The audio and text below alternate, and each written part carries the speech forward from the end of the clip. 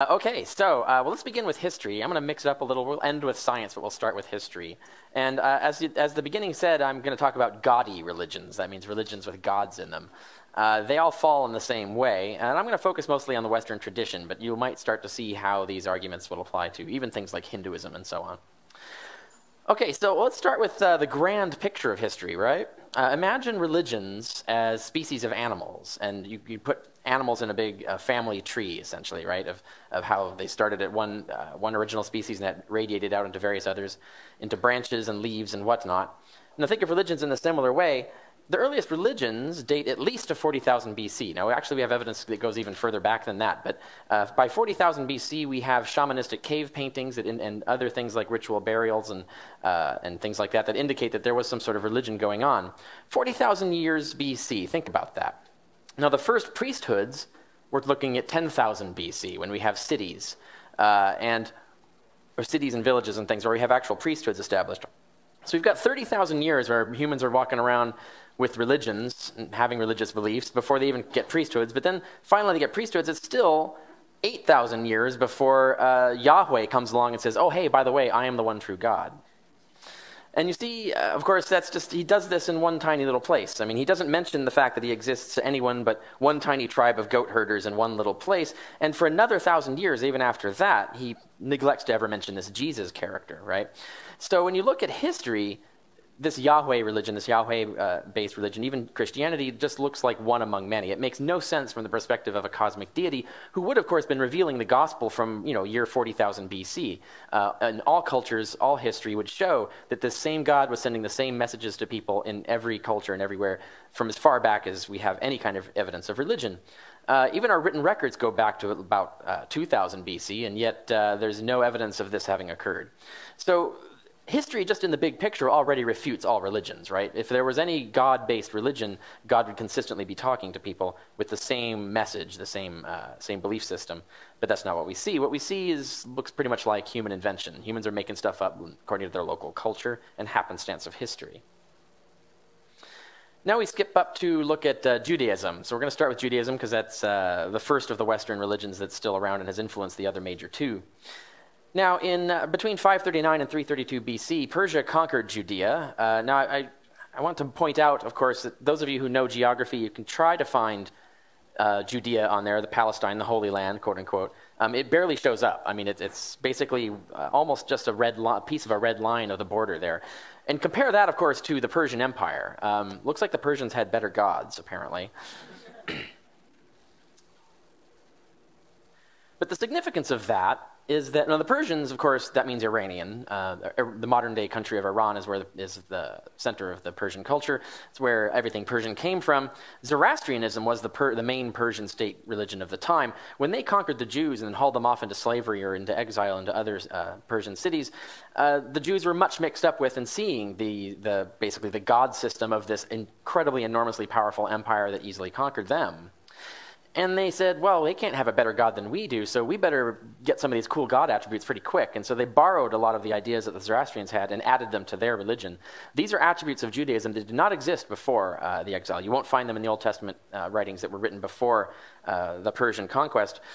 But afterwards, then you start to see it happening all throughout. This idea, first of all, of a war of a good God versus an evil God, of light versus dark, that was a Zoroastrian idea. The Jews did not have that. Before the Persian conquest, Satan was actually one of the right-hand men of God and was doing the will of God. So when Satan goes down to cause evil, he was doing it on orders from God. He's not an adversary in the sense of the enemy of God. But after that, of course, Second Temple Judaism started to acquire this idea of Satan as a rebel who took a legion of angels, rebelled against God, and was cast out of heaven, and now is responsible for all evil, and now all death in the world and so forth is this big struggle between the good God and the evil God, God and Satan and so on, which the Christians picked up. But that comes from Iran. That's a Persian idea. The idea that the world will end, that was not a part of Judaism before this conquest. The idea that God's justice would be realized in one great apocalyptic cataclysm, that was a Zoroastrian belief. That came from Persia. The Jews liked that idea. They adopted it. And of course, they turned everything around so that it would be the Persians that God would melt and not the other way around. But the idea comes from the Iranian conquerors. The idea that this world would end by a river of fire being sent by God that will flow over the universe and burn everything up except the righteous, That's Zoroastrian, the idea of the great apocalyptic burning. A new, better world that will be created in its place, the future heavenly paradise kind of thing. That comes from Zoroastrianism. That wasn't originally a Jewish belief. And the idea then, the most crucially, that all the good people will be resurrected by God to live in that new world happily ever after. This idea of an eternal paradise life was not a part of Judaism before. When you died, you just died and stayed dead, basically. You were kind of like a vague spirit in the earth. They didn't have an idea of an eternal paradise or an eternal afterlife, but the Jews picked that up from the Zoroastrians, and it became a fundamental requirement of Judaism. Now, when you look at the Talmud, one of the requirements of being a Jew is affirming that you'll be resurrected. Everyone else is explicitly declared a heretic in the Talmud. And yet, that wasn't a Jewish belief. That was an Iranian belief picked up from the Persian cult of Zoroastrianism. So when you look at this, you realize that this is just man-made religion, right? This is not a single God who thought of all this stuff at the origin point of Judaism. There was no, you look at when God's communicating with Abraham in the Bible, he doesn't say, oh, by the way, the world is going to end at a certain time. I'm going to resurrect everybody. I'm going to burn everything. And there's this awful guy named Satan, and you need to watch out for him.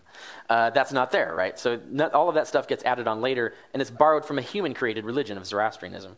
So certainly this is a historical piece of evidence that shows that Judaism is not a God-oriented or God-originated religion. It's just another cobbled-together man-made thing. Now, other things, of course, you know there are failed prophecies in the Old Testament, but related to this idea of God, of the Zoroastrian influence on Jewish belief, I'm going to read one particular prophecy that is conspicuous for not having happened, therefore refuting the entire Bible, because they can't possibly be a supernatural deity communicating to these prophets if they get things wrong. And it's also pretty horrific here. And this shall be the plague, I'm going to read. This shall be the plague whereby Jehovah will smite all the peoples that have warred against Jerusalem. Their flesh shall rot away while they stand upon their feet, and their eyes shall rot away in their sockets, and their tongue shall rot away in their mouth. That's, by the way, where Steven Spielberg got the idea for Raiders of the Lost Ark, melting. Here it is. And the same plague shall befall the horse, the mule, the camel, the ass, and all the beasts that shall be in their camps. What do the animals do? That's kind of rude. And it shall come to pass that anyone that is left of all the nations that came against Jerusalem shall go up from year to year to worship the King, Jehovah of hosts, and to keep the Feast of Tabernacles. And it shall be that whoever of all the families of the earth does not go up to Jerusalem, that's all the families of the earth, if they do not go up to Jerusalem to worship the King, Jehovah of hosts, upon them there shall be no rain. And if the family of Egypt even go not up and come not, neither shall rain be upon them. There will be that plague too, don't forget, whereby Jehovah will smite the nations that go not up to keep the Feast of Tabernacles. This shall be the punishment of all the nations that go not up to keep the Feast of Tabernacles. Never happened. Failed prediction. But notice this idea of the apocalyptic end world, and also the idea of the Jews as the master race that the entire world will bow down to. They kept getting conquered instead by other nations like the Persians, the Greeks, and then the Romans. So consistently, history turned out exactly the opposite the way that God told them it would. And this, we see, even is connected to aspects of, oh, that's a shame. This is not coming through correctly. Well, I can't read the passage. The passage is hidden back behind there, and this isn't playing. Oh, I wonder if I can make it play. Let's see if this... No, I don't want to try it yet. So the passage that's behind there is a passage about how God's going to burn everything up, and there's a funny funny line in it in Malachi 4:1-3. Those who have mobile devices can look this up. And what he says there is that the Jews who are faithful of Jehovah will be able to gamble as calves of the stall upon the ashes of the burned up victims and step upon the skulls of their enemies. And let's see if this happens. But this is supposed to be an animated GIF from the Terminator, which is supposed to evoke. Let's see if it works. No, it doesn't work. Okay, so unfortunately you lose the video effect. But the joke was that I've heard this, I've seen this before. Oh, right, yeah. So that's Judaism. And you could go on and on about that, but the point is it's very easy to look at historical facts and show that it's a man-made religion. It doesn't have a pipeline to God, so it's not a divine thing. And so what they're saying about God is probably not true. But let's look at Christianity. Christianity originated as a Jewish sect, and what they did is the original Christians, is they took Judaism and they took this other fashion going on all around them and combined them to create a new version of Judaism, a sort of super Judaism. But notably, they did the exact same thing the Jews did when they were conquered by the Persians. They adopted all of these Zoroastrian ideas and made their religion different by incorporating this foreign culture that had conquered them. Well, this is exactly what the Christians then did, which is to say exactly what the Jews did again. By creating Christianity, is they borrowed all of these ideas of these popular religions around them held by their conquerors, the Greeks and then the Romans, and created a new religion. And some of the gods that their new god or their their revised sub-god would be based on, the son of God, right, is all of these sons of God, except the one on the end is a daughter of God. Osiris, Adonis, Romulus, Zalmoxis, and Inanna are just the ones that we know for sure had resurrection cults prior to Christianity. There are many other similar gods that could be put into this category, but they're harder to date. Inanna, on the end, by the way, we have stone tablets dating back to 1700 BC, in which she descends to the lower world, into what we would call hell, is stripped naked, put on trial in a kangaroo court, is stricken dead by a death spell, and then nailed up, basically crucified. And then her minions come down and feed her the food of water and life 3 days later, and she's resurrected from the dead and ascends to glory. Sounds like a similar tale we've heard before, right? But it gets repeated again and again and again in all these other gods, each time transformed. All of these stories of all of these gods are completely different from each other, but have the same similar structure behind them. And the ones that Christians would most be aware of are Romulus, for example. Roman state god, his death and resurrection was celebrated in annual passion plays, actually called passion plays. They were actually acted out, the death and resurrection of Romulus every year. It was a Roman state religion. Osiris, Egyptian god, those baptized, yes, baptized, into his death and resurrection are saved in the afterlife. Sound familiar? Zalmoxis is a Thracian, possibly Celtic god. His death and resurrection assures followers of eternal life as well. Zalmoxis was in Herodotus. Their cult is described in Herodotus, and Herodotus was one of the main school texts that would be used to teach how to write for advanced writers who are writing at the level of the writers we see in the New Testament, who are writing in Greek, which means we can be absolutely certain that the authors of the Gospels read Herodotus, because everybody read Herodotus if you learned how to write Greek that well. And therefore they would know about Zalmoxis. It would not be a coincidence. And of course, Egypt is right next to it, the Holy Land, quote unquote. Therefore, Osiris would be well known to them. And of course, they were conquered by the Romans, so they would be familiar with Roman ceremonies as well. But I want to caution, some of the gods that you hear on the internet and so forth as being dying and rising gods were not, in fact.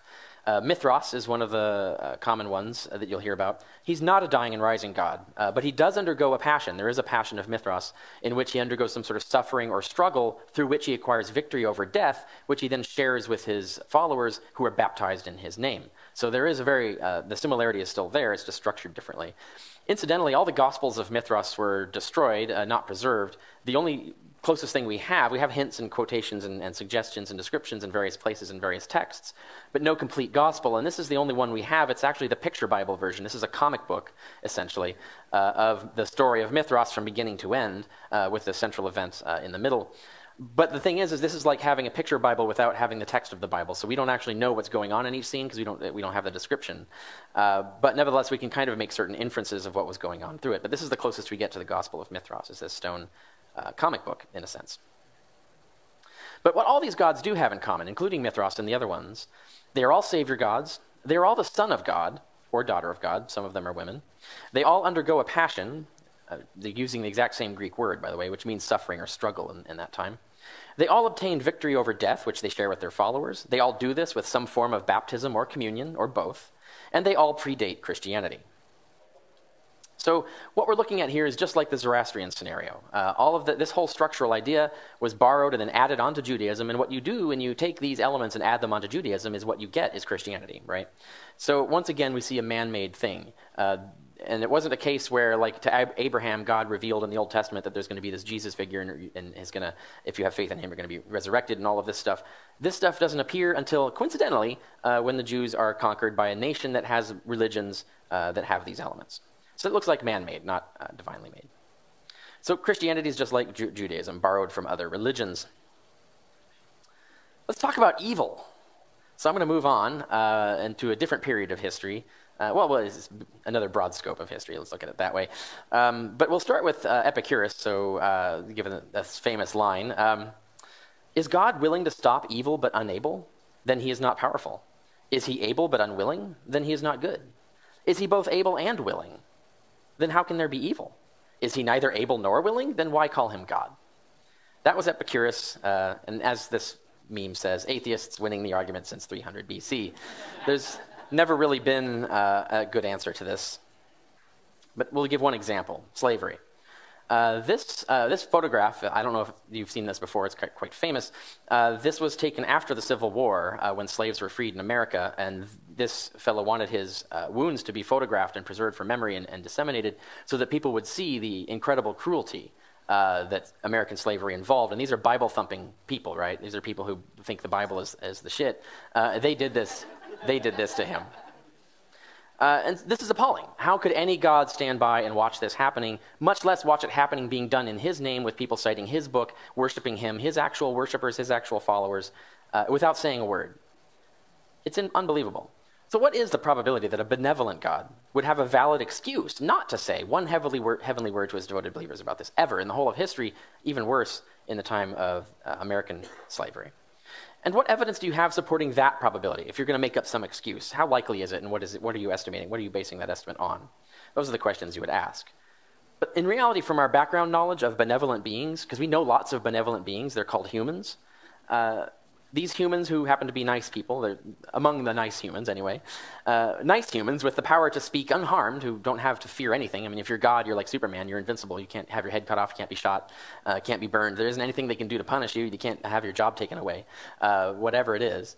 If you have no limitations on you that will prevent you from speaking, and you're a nice person, you have no valid excuse not to say anything. In fact, when we look at people, all the examples of other benevolent beings who are in the position of having the power to speak unharmed, a valid excuse not to speak is so rare, we never see one instance of it. And the word rare, by the way, means very infrequent, which happens to mean very improbable. And in fact, it's got to be at least millions to one against, because we know millions of benevolent people who are in this position who are vocally saying, condemning this kind of thing. If God is not doing it, then whatever excuse he has to be rarer than millions to one against. So that's one way to look at it, and of course you know many other ways to design that argument in terms of pointing out that the excuses just don't hold up. All they do is make their theory more improbable rather than saving it. But I'm going to turn something around altogether. You've probably heard the philosophical moral argument, right? The morals only come from God. People believe there are morals, therefore God must exist, because where else would morals come from? Well, let's look at history. History actually refutes this. Let's treat atheism and theism as two different theories here. Atheism, as a theory, predicts that moral rules will only come from human beings, they will begin deeply flawed, and will be improved by experiment over thousands of years. Note, that is exactly what we observe. Slavery is just one example of many things where the moral rules were created by humans, they were deeply flawed, completely fucked up, one would say, and were improved gradually, very painfully, slowly by experiment over thousands of years. Therefore, atheism is vindicated by the historical record. Theism, as a theory, however, predicts a universe directly governed morally right from the start. In other words, the correct moral laws are disseminated immediately from the beginning. It would have been 40,000 BC, not 800 BC. But we would also possibly see the universe actually designed to be moral. We would have justice laws, stewardship of the world, enacting justice and mercy on God through God. We see none of these things. All of the things you would expect from a moral engineer are not there. But we observe no such laws built into the universe, no stewards or law enforcers but us, ever. So the theistic theory is completely refuted. Its predictions for history do not come true. It's falsified by history itself, whereas the predictions of atheism are completely verified. So the moral argument goes the other way around. So that's for morals.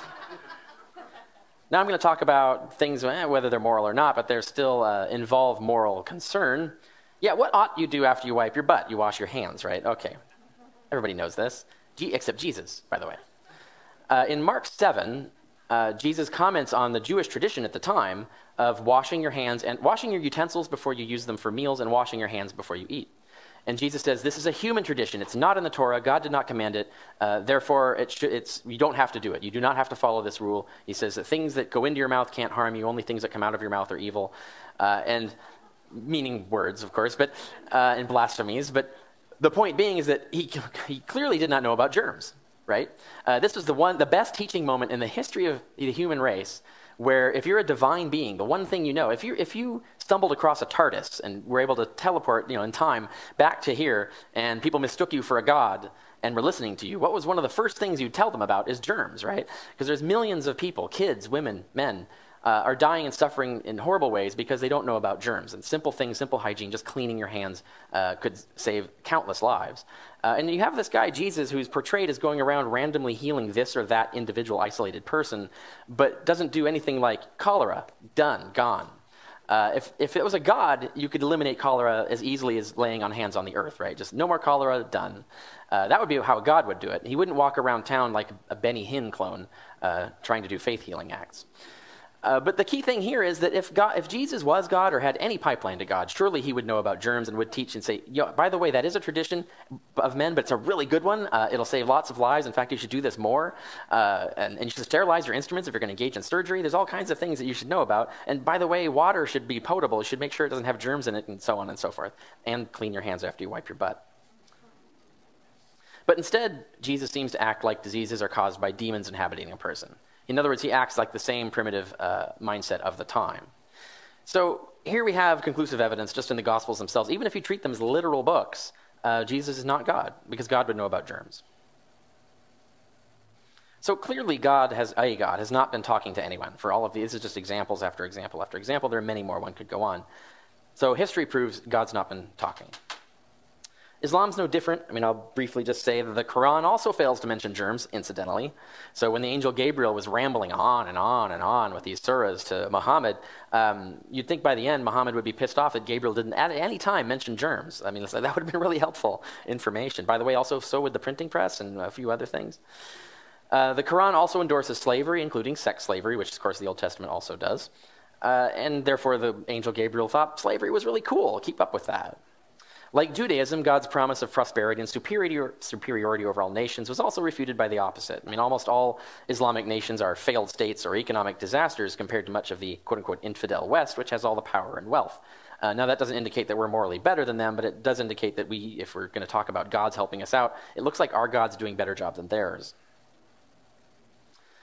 But I want to point out that all of these religions are the same religion. In fact, Christianity and Islam are just Jewish sects. They're all just different sects of the same one religion. They're all resurrection cults because they all teach basically the same thing and just differ on the details. Judaism says the world will one day be dissolved, the dead will be raised, and the loyal will become immortal. Christianity says the world will be dissolved, the dead will be raised, and the loyal become immortal. Islam says the world will be dissolved, and the dead will be raised, and the loyal become immortal. It's all the same religion. So let's just pick one and analyze it a little more closely. Now, I can't take credit for this, by the way. I'll read it in a moment, but this is a meme that went around on the internet ages ago. Someone else came up with it. They're pretty brilliant because it's spot on.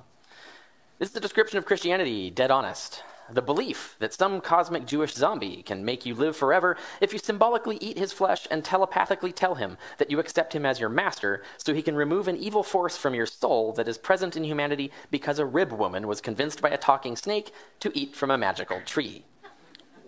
That is literally the Christianity that was being taught in its first, let's say, 1,800 years, almost 2,000 years of Christian history.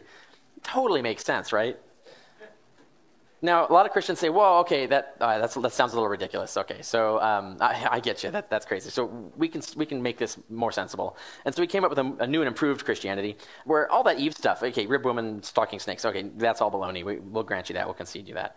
But I still have an imaginary friend who magically manipulates the world for me, and he also magically impregnated a woman 2,000 years ago, and she bore him a son who underwent an ancient ritual of blood sacrifice in order to dispel a curse laid upon me, thus ensuring I will be immortal. Footnote, although I've never seen this work for anyone else before.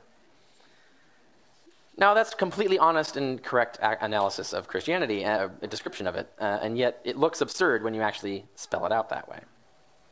But what if someone came up to you and said that they have an imaginary friend named Zalmoxis, who they insist is really real, and they'll never die, because this ancient demigod cleansed their soul with blood magic, which grants them the power of living forever in a magical place no one can see.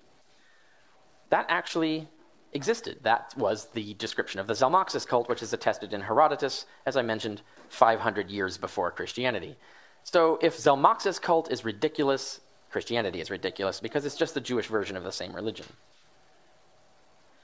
But let's go to history more recent. Heaven's Gate cult. The Heaven's Gate cult was in California, and they committed suicide, mass suicide, believing that their souls or the information in their brains would be teleported into a spaceship. They thought they'd get new bodies in this alien spaceship that was flying by the Earth at the time, and yet this whole belief, this idea that when they die that they'll be resurrected in new superior bodies, that's the Christian belief. This is just the scientific version of Christianity. So you have them saying that they'll get new bodies in an alien spaceship flying by versus what the Christians say is that they'll get new bodies in a magical alternative universe. The weird thing is that the Heaven's Gate cult makes more sense, right? Because in point of fact, they're talking about quantum teleportation and neural engineering, which are actual things that exist. We almost have the technology now. We can see how to build this technology within 50 to 100 years. We'll have it. It'll be a simple matter to simply copy a brain and rebuild it in another man-made body. All of that stuff is technology that's within human reach and within human understanding. So their idea actually made sense. There really could have been a flying saucer flying by, and if there was, and that those aliens probably could have scanned their brains and reproduced them in new, superior synthetic bodies on the ship. It's entirely possible. But compare this with what the Christians are saying. The Christians are saying not that. They're saying that God needs blood to fix the universe, but only his own had enough magical power to do it, so he gave himself a body and then killed it.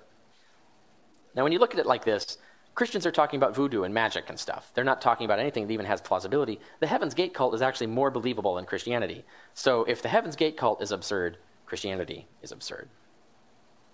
So, okay, that all looks bad. But the usual thing is, can't we fix the plot holes with elaborate explanations? And I've misspelled explanations, I see here.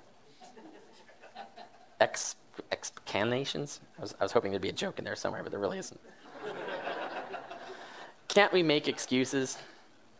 But the thing is, if we have to make excuses, regardless of what they are, and our excuses have no evidence for them, in other words, they don't, because that's why we're making them up, right, on the spot, and those excuses are very improbable, and they typically are, like having an excuse not to mention to your own devoted believers for thousands of years that they shouldn't be keeping slaves. If your excuses are very improbable, then your theory is very improbable. If you have to use an improbable excuse to tack that onto your theory, the improbability of that excuse then attaches to the theory, right? So the theory becomes as improbable as your excuse, or actually more improbable, because if you have multiple excuses, those improbabilities multiply, right? And those of you who know how to do basic probability math, basic multiplying of probabilities, you'll notice that this probability gets smaller, smaller, smaller exponentially. And the fact still is that God has never communicated any essential scientific knowledge, ever. No germ theory of disease is in the Quran, in the Old Testament, or the New Testament, for example, nor anything else that's significant like that. God has also never communicated any essential moral knowledge. For example, he completely dropped the ball on slavery. God has never even communicated any consistent religious knowledge of any kind, despite claims going on for 40,000 years, all these different religions, no consistency whatsoever. So these facts remain, no matter what excuses you make for them. And these three facts are exactly what you'd expect if there are no gods, but they're not at all what you expect if there are gods. Okay, so maybe we can grant that. What if God is a total douchebag then, right? Can't there be one of those? At least then, maybe, yeah, he doesn't care about germs or slaves. Maybe, yeah, he's totally pro-slavery. He wants us to die of diseases. He's a total awful asshole. Okay, but he could still exist, right? So you really haven't refuted God yet. So there's really two possible kinds of douchebag gods. The one is natural beings, which are aliens, computers, and things like that. We could be living in the Matrix right now, and the douchebag gods could be our AI agents or whatever. But we're going to rule that out because that requires positing two improbable universes to explain one of them. So that leaves us with the other kind of douchebag god, which is the supernatural being, the being that has irreducibly mental powers, a sort of a brainless, bodiless, ghost mind that can just will things into existence. There are two hypotheses then left. The God hypothesis, which is that the universe was designed, by a ghost even, to produce life. The godless hypothesis, that the universe was not designed to produce life. And the first thing you look at is when you compare these two hypotheses is that we've done this comparison before, again and again and again. The explanation of lightning, the explanation of disease. Jesus thought it was demons. It actually turned out to be germs. And on and on and on. We have constant millions and millions of examples of where supernatural explanations were proffered and they turned out to be false, and natural explanations turned out to be true instead. Now, when you have a horse that wins every single one of a million races, and you have another horse that loses every single one of a million races, and they're about to go head-to-head in another race, which horse do you bet on? It's kind of a no-brainer conclusion, right? So even from the start, before I even continue, I could fold this and walk off stage and I'd be done, right? There's no probable basis for believing in any gods, even douchebag gods. But I'm going to go on because it's funny. Now, unfortunately, my animations aren't working, so I'll talk you through this slide. This is the history of life, right? So we've got 2.4 billion years. Life began, and then there were about 2.4 billion years after that, where life was just sitting around evolving as single-celled life. Now, in actual fact, single-celled life is over 6 times more evolved than plants and animals just by time alone, right? Animals have only been around about 0.6 billion years. In other words, 600 million years, whereas single-celled life has been around 3.7 billion years, so about 6 times more. So single-celled life, bacteria, for example, have been evolving 6 times more and longer than we have. So they're actually way more evolved than we are. But in fact, the rate of evolution for single-celled life is actually 500,000 times faster than for multi-celled life like animals, which means that single-celled life is actually many billions of times more evolved than your hand, for example. So single-celled life is badass. Now, that makes a lot of sense in terms of evolutionary theory, but it makes no sense in terms of God. God really likes bacteria. I mean, he spent most of his time working on those suckers, but very little of his time working on us. So what was God doing for the 2.4 billion years fiddling around? And he's got all these single-celled organisms. He doesn't know what to do with them. He can't even figure out that maybe they could work together to do something. And then eventually he comes up with the idea that, you know what, maybe they could congregate together and make more complex entities, like algae. Algae, that's clever. So he creates things like algae where multiple cells can cooperate, but he's still sticking around with those for 1 billion years before he realizes, oh, you know what, maybe I should have these cells differentiate their function so that we can have a more complex animal. Yeah, why didn't I think about that 3.4 billion years ago? Still couldn't figure it out, but eventually did, and he comes up with this differentiation of cells within a multicelled organism about 0.6 billion years ago. But then it takes him 500 million years to figure out apes, just apes, right? So he's tinkering around with mice and bugs and all kinds of this stuff, but no, it takes him a while to go, apes, oh right, maybe I should do something with those. And then even when he gets to apes, it takes him 4 million years more of tinkering before he figures out how to make people. What was he doing for 4 million years? God, these apes are really stupid. Why can't I fix them? They should be smarter than this. Oh, right, maybe I should do something with the brain. I don't know. When you look at this, you realize that this is exactly what we should expect if life is a natural product of random evolution. It would obviously take billions and billions of years for us to evolve. Obviously, single-celled life would have to evolve vastly longer in order to develop the intercellular machinery and complexity to actually start engaging in cooperation. And obviously, once you have cells engaging in cooperation, it would take a very, very long time for them to evolve the sophisticated machinery that would allow them to start differentiating tissues and therefore creating what we recognize as plants and animals. So this is exactly what we expect if there's no God. It makes no freaking sense if there is a God. Even a douchebag God would be more time efficient than this. So what does the godless hypothesis predict? This is what we would expect to see. If we are alive, if we exist, and there is no God, and the universe therefore had to have come about by random chance or whatever, what would we expect to observe? What could we predict about the universe we find ourselves in? The moment we open the door and look outside, what would we see?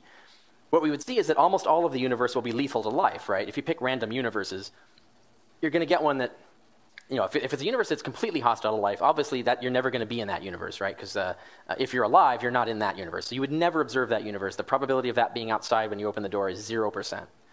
But if the universe is randomly picked from among all the possible universes that could just by chance maybe produce life, then what you're going to see outside that door, if it's not been intelligently designed, is a universe that's almost entirely lethal to life, but life is just a very small, very rare occasional outproduct of it. Now, because we know, in this case, if life is not engineered, if it's not intelligently designed, it has to be an extremely improbable chemical accident. The right chemistry has to come together just the right way. So we know that's a cat. We have to concede that. That's true. If there's no God designing things, there's no designer, that's the only way life could come about. But we also know from probability theory that extremely improbable events almost always occur only in vast spaces and timescales. In other words, if an event is 1 billion to 1 against, but you have 1 billion events, right? So the odds of you having one of those events is actually quite high. So what you would expect to see outside that door is a really enormous number of failed attempts to create life and just one or a few random successes, because that's what you would normally appear to see if there's no design. But that's what we notice, right? This is what we look at. When we look outside that door, what we see is a universe that trudged along for 10 billion years before life began on Earth. We see there are trillions of galaxies, with billions of stars each, and many planets and moons on average per star. And that's just the part of the universe we can see, by the way. The universe is actually predicted to be many times larger than even the part we can see, so that trillions is probably a low estimate, a very low estimate of galaxies. And we notice that single-celled life, like I pointed out, evolved for 2 billion years before multicellular life arose from it. All of these things that we expect to see if life is a product of random chance and not a product of design. We could have predicted that without even knowing it before we looked outside the door. But it gets worse than that. When you look at the universe and map and catalog what's in it, 99.99999% of the universe is a lethal radiation-filled vacuum. Think about that. That's almost the entirety of the universe. It's just a tiny, tiny, tiny little bit that is not a lethal radiation-filled vacuum.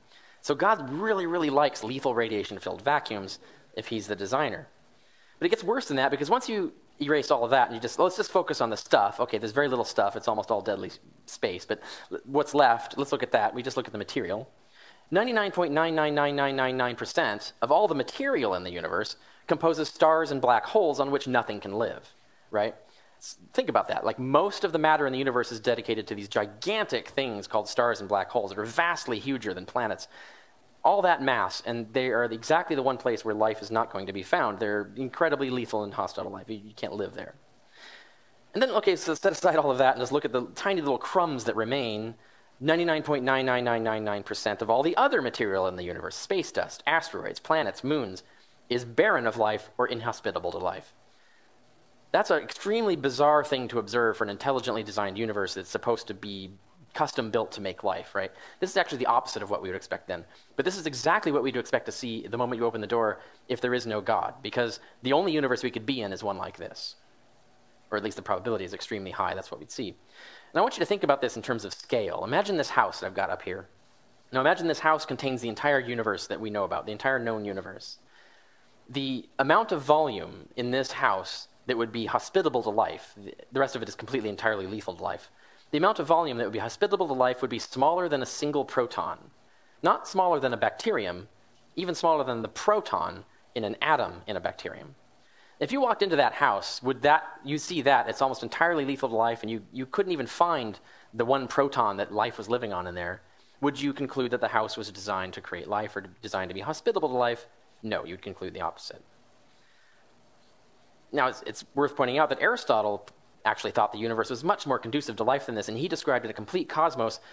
In going all the way to the stars, it was completely inhabited and completely inhabitable. Aristotle's universe was 10 to the power of 30 times more hospitable to life than ours is, which means Aristotle is a vastly better engineer of universes than God would be, apparently. I think even a douchebag God could outdo Aristotle, but evidently not. So the results. We cannot predict any distinct features of this universe on the God hypothesis. Almost all the distinct features of it are unexpected. To the contrary, the God hypothesis predicts very different observations should be made, but we can successfully predict numerous very weird features of this universe, its vast size and its incredible lethality and all of that, on the godless hypothesis. In fact, the probability that the universe would look like this, the way I've described it, is 100% expected. It's exactly the universe we should expect to see the moment we look out the door. Now, so then what they'll come up with is, well, but fine-tuning is so improbable, and the universe requires fine-tuning. The problem is that their God requires more fine-tuning. In fact, they're proposing, first of all, they're proposing something we have no evidence of, a brainless mind, a mind without a body. We have no evidence that that's even a possible thing. So they're already off the rails from the start. But even if we grant them that, what they're proposing is that there is a mind that just happens to exist for no reason, that is at least as complex as a human mind, because it has to be at least as intelligent as a human and have at least as much knowledge as a human. In reality, of course, their God, they're imagining, is vastly greater than that and therefore vastly more complex. But if you're going to pick random soulless or random bodiless minds out of a grab bag of all logically possible bodiless minds, and you want to get something that's human intelligent or better, you're going to have to get information specificity equivalent to human or better. In fact, information specificity, the complexity of human intelligence, is in the vicinity of 10 to the power of 5 billion. So think about that, 10 to the power of 5 billion. That's extraordinarily unlikely. In other words, the attributes required for a creator are extraordinarily improbable attributes to have. Theology thus posits an even greater coincidence than a random universe. They want to explain a mildly finely tuned universe by positing a massively finely tuned God, and not explaining where that fine-tuning came from. And maybe they'll go to gods all the way down, like the turtle argument, but I think that's a losing way to go, and you know they won't go there. So here's the summary. No moral God is likely to exist on present evidence, quite clearly. Only very improbable excuses can rescue God from that. No supernatural causes or communications have ever been discovered, but millions of natural ones have. Excuses make no difference to the resulting probability. And the universe is contrary to predictions of any likely God hypothesis. Only improbable excuses make it fit. And the universe is exactly what is predicted by the godless hypothesis. Even really weird predictions come true. And that's the state of things, and that's where we get from science and history. So we could write Ulan Khulufad's book long before he actually is supposed to have written it, according to Douglas Adams. And I could say, well, that about wraps it up for God. Thank you.